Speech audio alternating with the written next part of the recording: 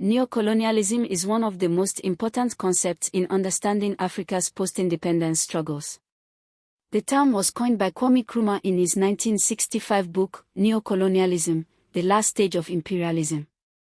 Nkrumah defined neocolonialism as a situation where a state has the formal trappings of independence, a flag, a government, an army, but in reality, its economic and political policies are directed from outside. In other words, political independence without economic independence is an illusion. The colonial relationship continues, just in a new form. Neo-colonialism operates through several mechanisms. 1. Economic dependence. Many African nations export raw materials, oil, cocoa, coffee, copper, at low prices set by world markets, controlled by the West, and import expensive manufactured goods. This unfavorable terms of trade means Africa never accumulates enough capital to industrialize. 2. Foreign debt and conditionality. The World Bank and IMF lend money to African governments, but attach conditionalities, that require economic liberalization, reduction of government spending, privatization. These structural adjustment programs, SAPs, often damage healthcare, education, and food security. Critics argue this is economic control by another name. 3. Multinational corporations. Companies like Shell in Nigeria, Anglo-American in South Africa, and Unilever across West Africa operate in Africa, extracting resources, repatriating profits, and paying minimal taxes. The famous resource curse: countries rich in oil and minerals are often poorer than resource-poor countries because the wealth flows out. 4. Political interference. Former colonial powers continue to intervene in African politics. France maintains military bases in Senegal, Djibouti, and Côte d'Ivoire and has intervened militarily in African states more than 50 times since 1960, sometimes to remove leaders unfriendly to French interest. This is called Francofrique.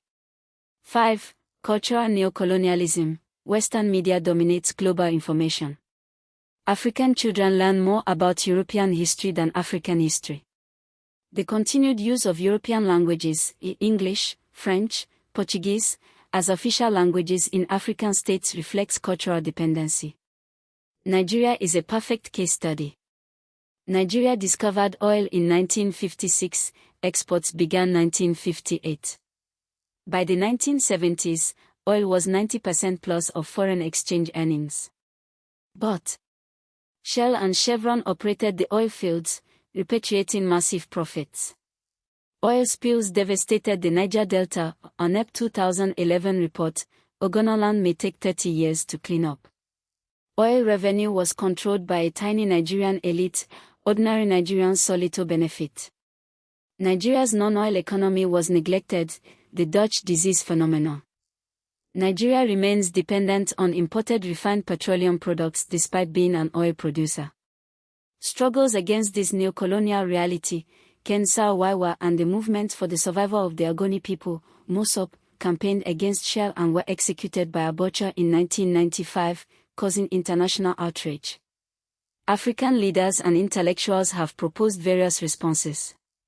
1. Pan-African unity. Nkrumah's solution: a united Africa would have enough collective strength to negotiate with the West on equal terms. The OAU and now AU tried to implement this.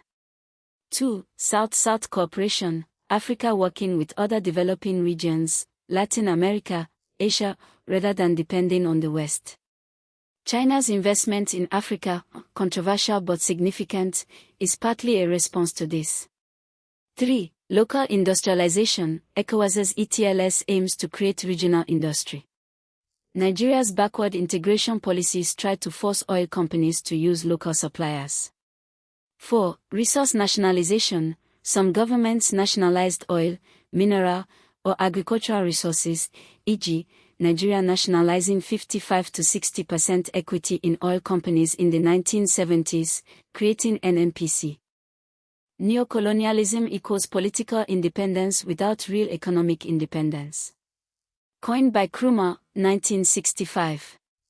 Mechanisms: economic dependence, raw material/manufactured goods terms of trade, foreign debt/IMF conditionalities, multinational corporations, political interference, Franco-Afrique, cultural dependency. Nigerian example, oil wealth controlled externally, Niger Delta destruction, Kensa Waiwa execution 1995. Responses: Pan-African unity, South-South cooperation, industrialization, nationalization.